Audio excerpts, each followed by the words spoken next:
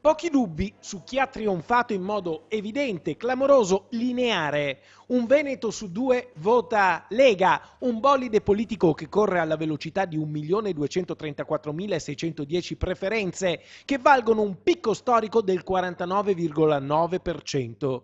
Addirittura del 52,7% nel Vicentino. Nelle elezioni dei record però c'è un'altra prima volta, quella in cui Fratelli d'Italia supera Forza Italia col punteggio di 6,8 a 6, un risultato che nel Vicentino è ancora più ampio, 6,9 a 5,3%.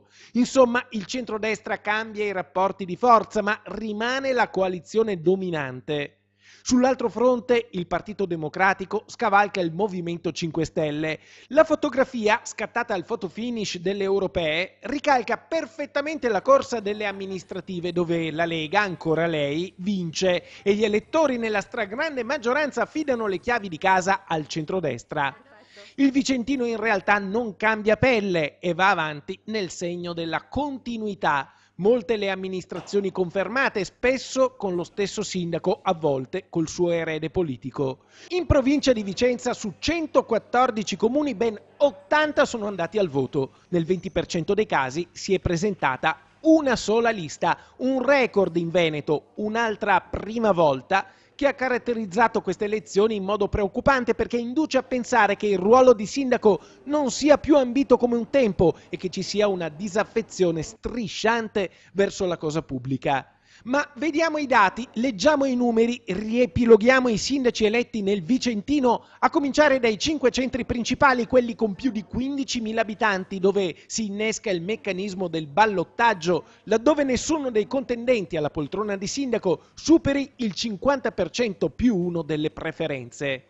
A Bassano si afferma col 61,4% Elena Pavan di Lega, Forza Italia e Fratelli d'Italia. A Schio il sindaco uscente Walter Orsi, alla testa di una compagine di liste civiche, si conferma primo cittadino col 51,1%.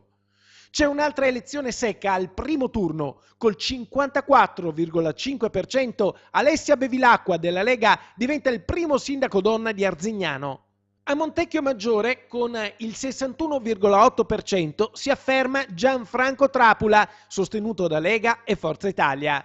Valdagno è l'unico grande comune che va al ballottaggio, testa a testa tra il sindaco uscente di centrosinistra Giancarlo Acerbi, che si ferma al 45,8%, e il candidato di centrodestra Alessandro Burtini, che fa il 45,1%. E ora i comuni con meno di 15.000 abitanti.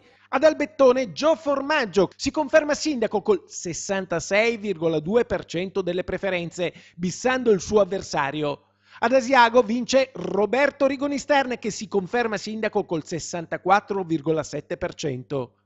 Vittoria bulgara a Trissino per Davide Faccio che si afferma con un clamoroso 84,5%.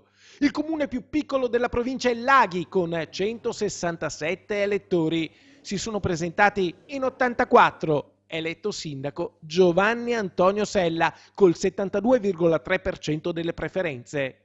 Questi i risultati salienti della corsa elettorale nel Vicentino. Le europee e le amministrative, come i referendum, danno un segnale. I cittadini hanno chiaramente votato per l'autonomia e per una gestione diversa dell'immigrazione.